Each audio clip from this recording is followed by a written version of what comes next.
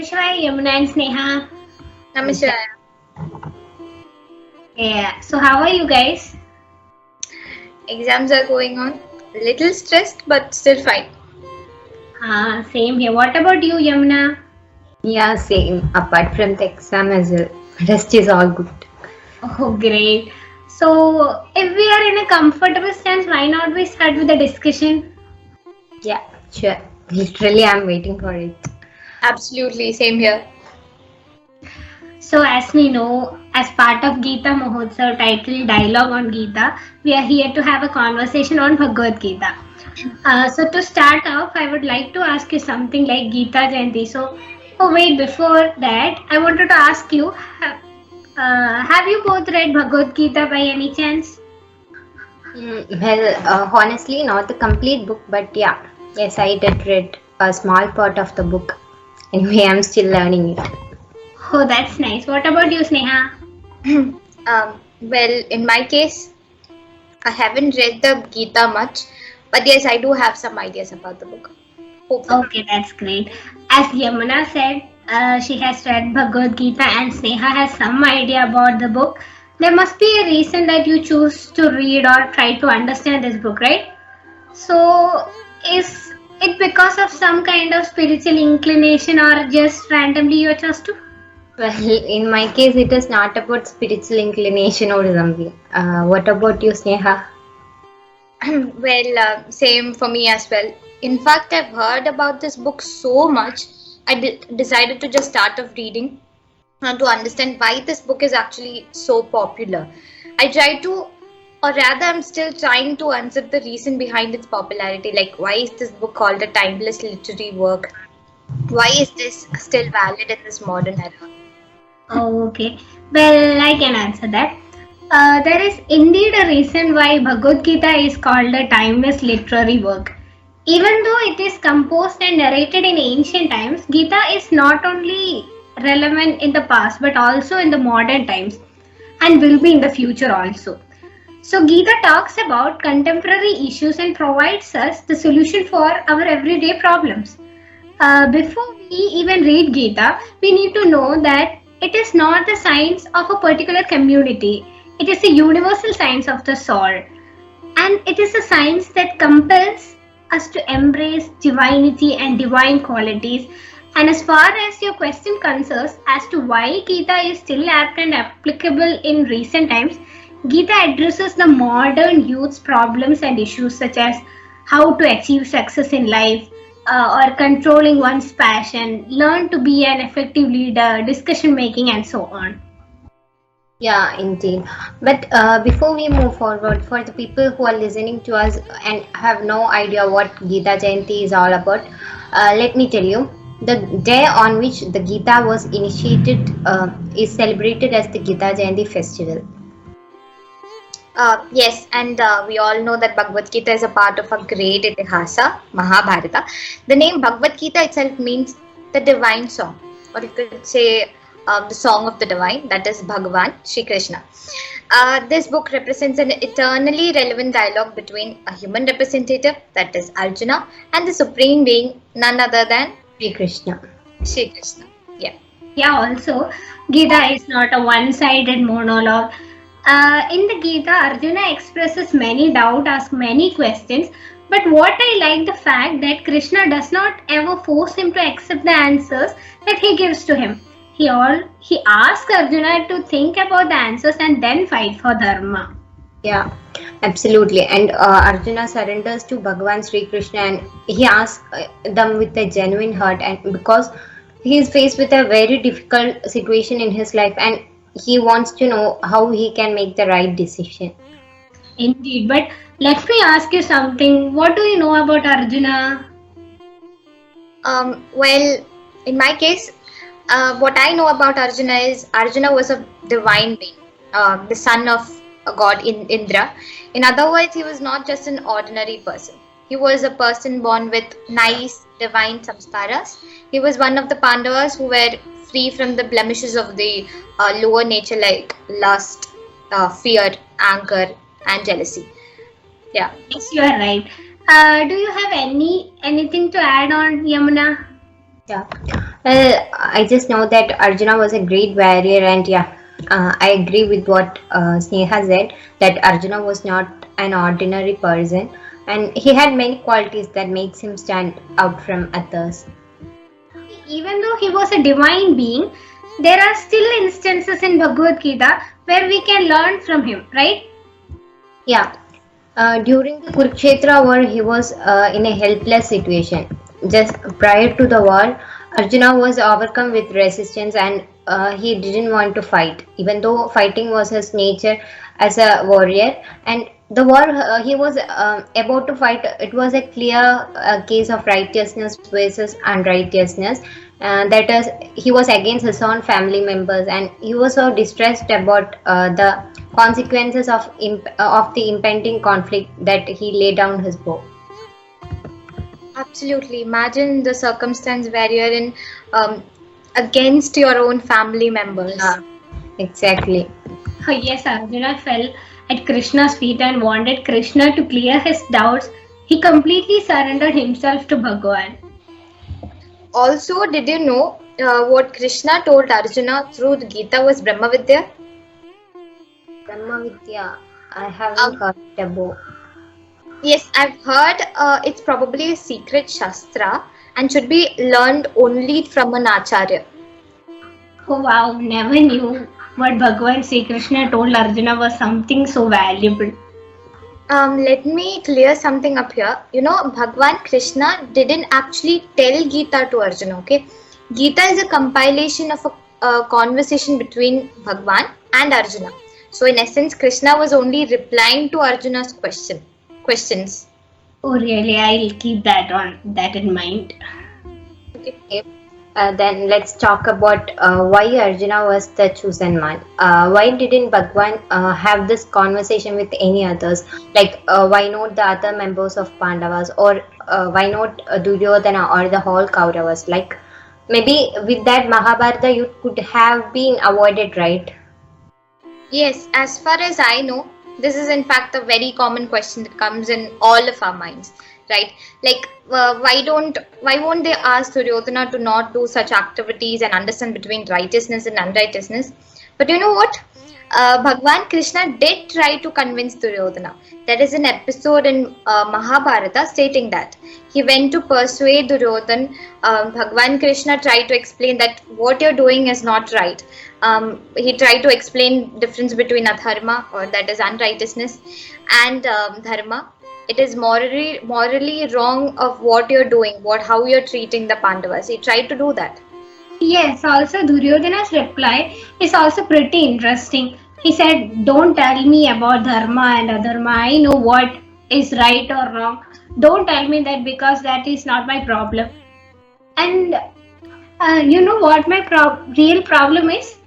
I know what is right, but I don't feel like doing it. And also know what is wrong, but I can't stop myself from doing it. And whereas on the flip side, Arjuna asked it as a question. He asked, forced by what does a person do wrong things? Even if he or she does not want to do this, he slips into that and does it. Yes, hence that key difference between Arjuna and Duryodhana lies here precisely. Also, there are many other factors that makes Arjuna a desirable student, right? Yeah. Yes. So let's recall a few of them. Firstly, that Arjuna always chose God above worldly power and riches. If I were to give an example, before the war, Arjuna as well as Duryodhana went to Krishna to get him off their side, and Krishna announced that he will not lift any weapon and will not fight. But still, the two could choose between him and his mighty army. Immediately, Duryodhana asked for the army of Krishna, but Arjuna chose Bhagavan to guide him as his charioteer and did not care for the mighty army. In fact, Arjuna confessed to Krishna. I think that's in chapter 2, verse 7. Yamuna, do you remember that sloka by any chance? Yeah, it goes like this. Karpanya dosho pahada swabhava पृच्छामि त्वां धर्मसम्मूढचेताः यश्रेयस्यानिश्चितं ब्रूहि तन्मे शिष्यस्तेऽहं शान्तिमान् त्वा प्रपन्नम्. Thank you, Yamuna. Now, what is mean is that Arjuna asked Bhagwan that I am confused about my duty and I am besieged with anxiety and faint-heartedness. I am your disciple and I am surrendered to you. Please instruct me for certain what is best for me. Yes. Secondly, Arjuna was very focused, something we all need to learn from. Arjuna exerted a great deal of self-effort to develop the kind of personality of a warrior fighting to defend and protect his people. And he was a very disciplined and possessed all the qualities of the mind. And he was a person of right discrimination and dispassion, supreme dispassion. Few people can really have dispassion like someone who volunteers to put his life at risk for the defense of his country and protection of his people. And so dispassion is there as well as the six fall virtues, the qualities of the mind, and of course the longing for liberation. Longing for liberation is the longing to free yourself from the delusions and ignorance and gain supreme knowledge and understanding of the higher truth. Wow, no wonder why Arjuna was the perfect choice for Krishna to tell the Bhagavad Gita to, right? Oh, yes. Why not talk about the reason as to why Krishna chose to tell Arjuna at the peak of the war, not before? Yes, there is a very practical reason why the Gita was revealed on a battlefield. Now, if you say it is very easy to judge and sermonize while we are sitting on a $1 million mansion, right? But in real life, it's much more difficult to face a situation like that of Arjuna. In fact, the most difficult situation is to fight against the loved ones for dharma, that is, Absolutely. righteousness. Absolutely. But what I don't understand is why exactly did Krishna advise Arjuna to fight and not to make peace instead? Yeah, actually Krishna and Pandavas did try to stop the war and asked for just 5 villages, but Duryodhana went back on his words, and Duryodhana also tried to kill Pandavas many times through foul means, and they even tried to humiliate Draupadi and imprison Bhagwan Krishna. Yes, in fact, the knowledge presented by the dialogue between Krishna and Arjuna did not actually provoke Arjuna to war. It instructed him how to fight with his own character, tendencies, desires, motivation, thoughts, etc. Okay. Now, why not share some facts about Gita? Yeah, sure. My favorite part. You can begin. Okay. First of all, the standard text of Bhagavad Gita has exactly 700 verses. This is the text that was used by Shankaracharya for his commentary in 7th CE and is the oldest commentary available today. There are several manuscripts add a single verse by Arjuna at the beginning of chapter 13, bringing the number to 701. Yeah. Then manuscripts found in Kashmir have an additional 15 or so verses and half verses. There are also included in the commentaries of Kashmirian scholars like Abhinava Gupta or even earlier in the commentary of Bhaskara. However, these extra verses do not really add anything new to the teachings of the Gita. Also, a modern version claims to have 745 verses, if I'm not wrong, and its authenticity has been challenged. And again, these 45 extra verses do not add anything new to the message of the Gita, by the way. Also, the interesting fact about the number 18. Yeah, the most interesting one. Shall I share it? Seems like Yamuna has been waiting for the moment to share this, huh? Right, Sneha? Really? Anyways, even I am eager to listen, so let's listen to her. Go on, Yamuna. Okay. First of all, the Gita is a part of Mahabharata that has 18 parvas. The Gita too has 18 chapters, and the Gita or the conversation between Bhagwan Sri Krishna and Arjuna began at the beginning of the war, Kurukshetra war, that lasted for 18 days. I like how you said it's the conversation between Bhagwan Krishna and Arjuna. Anyways, also I remember having read somewhere that there were exactly 18 warriors in the Yudh, right now? Not the entire Yudh, but yeah, you are right. In first chapter of Gita, Sanjaya enumerates exactly 18. Really? Oh well, it's almost time to conclude. Yes. Oh yeah, I didn't realize how fast the time passed. Well, do you know that suggests how engrossed you were in the whole discussion? No doubt, this subject is always interests me to the core. I agree with what Yamuna said. I too love to listen to Geeta Parayanas and all those talk that probably come in TV and watch videos on YouTube. Okay, so before we conclude, why not share some of our learnings from this book? Maybe like some facts or stories, anything you would like to share? Anything? Sneha, Yamuna? Okay. Why don't you start by sharing one yourself, Vijayalakshmi? No, I would love to, but seems like Yamuna has something much bigger than to share. Why don't Yamuna share one? Literally, you guys don't ever miss a chance to tease me, right? Nope. Alright then, I will only take up the charge. I will share something that I personally found interesting. Like in Kurukshetra, there is a banyan tree, the very tree under which Bhagwan Sri Krishna explained the Bhagavad Gita 5000 years back to Arjuna. And by hearing the divine words of Bhagwan Sri Krishna, the tree became immortal, and later that place came to be known as the Gita Upadesha Sthal. And since that day, the tree has neither grown nor withered, and close to the tree there is a pond called Jyotisar, and which means the pond of light. And pilgrims go even today on a religious yatra to Jyotisar and to the divine tree. Wow. I never knew about that. That's indeed interesting. Okay, Sneha, next you go on. Well, I got so carried away with your explanation of banyan tree. I'm pretty blank right now. But well, when Vijayalakshmi explained about the topic wherein we talked about why Krishna had this conversation with only Arjuna, and you explained how Duryodhana responded when Krishna tried to persuade him to not take up war, and how it was all wrong. What caught my eye is this interesting insight to human nature. You know, like we all go through such dilemmas in real life, like right? Yeah. We set a target, and how can we achieve that? We either do it or we don't, or maybe we procrastinate, right?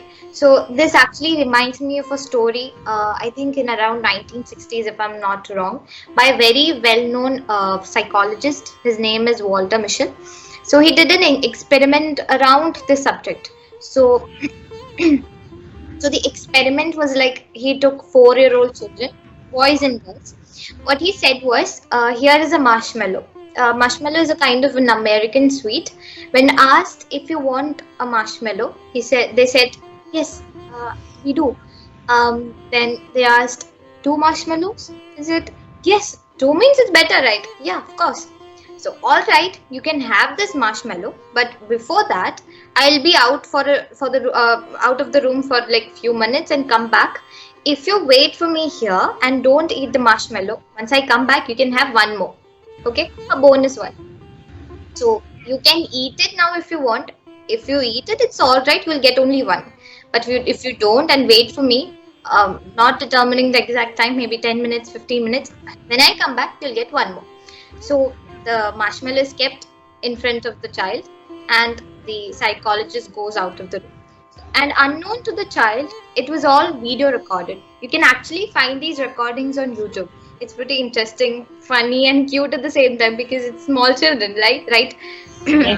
I think the video name is like Revisiting Walter Mischel's Marshmallow Temptation Experiment with a 4-year-old, something like that. So, what's interesting is all of them said they want 2 marshmallows and said like, okay, we'll wait for that sir to come back and we'll have the 2 marshmallows together.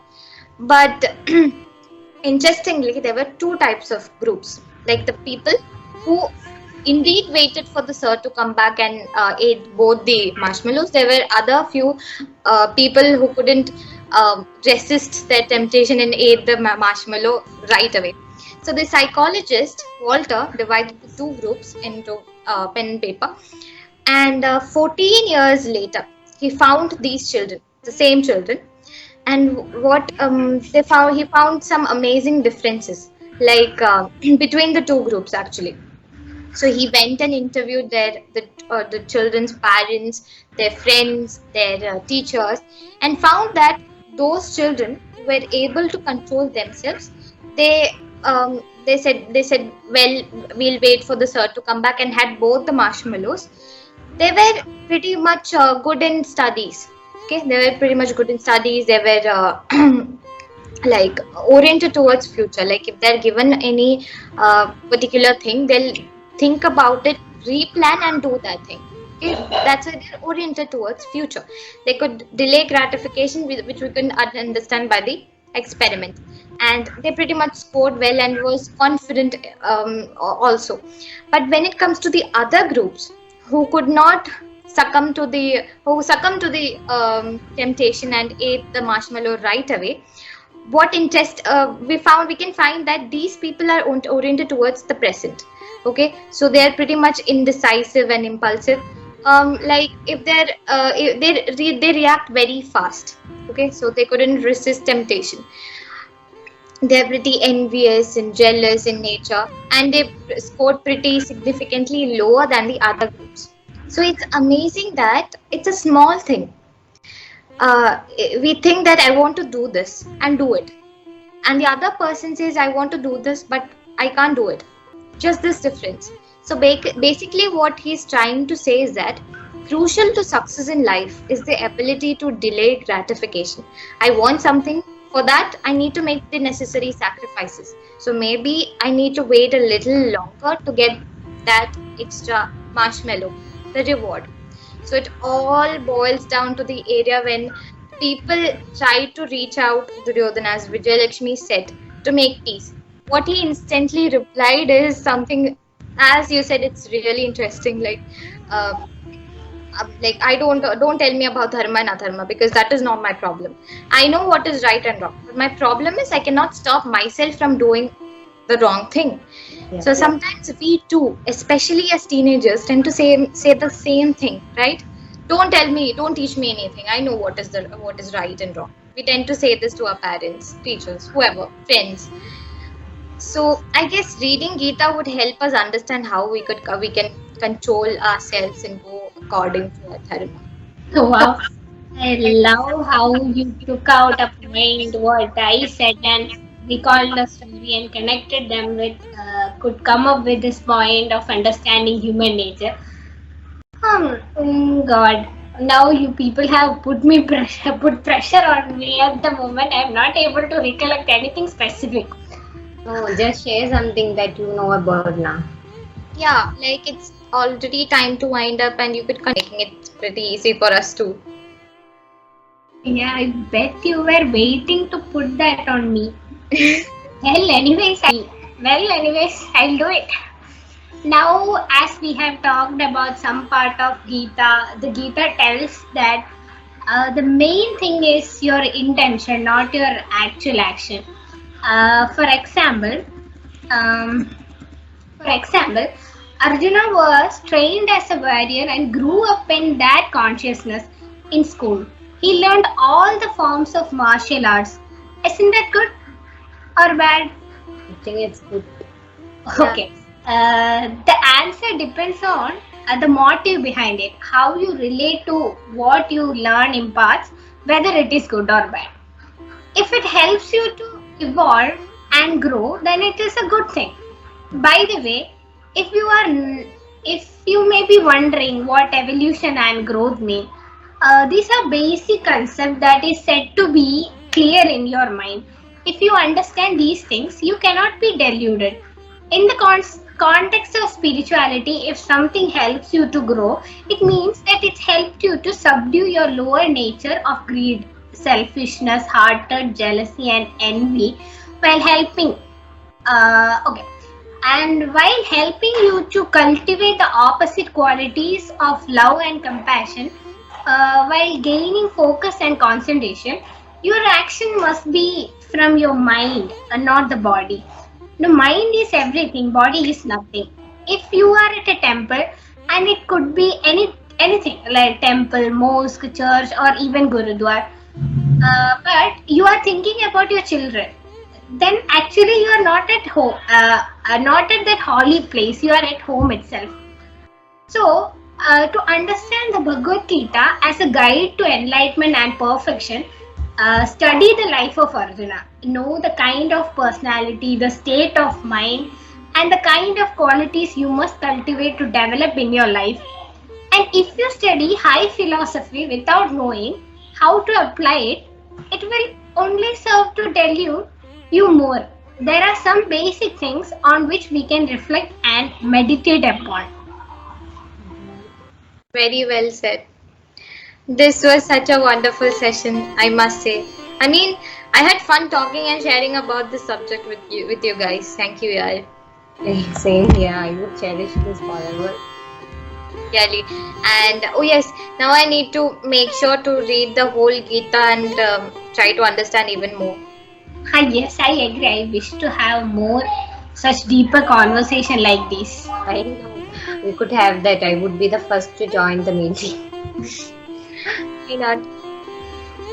And also, thank you for this insightful session. Hope to learn more in the future too. Yes. And Namah Shivaya. Namaskar.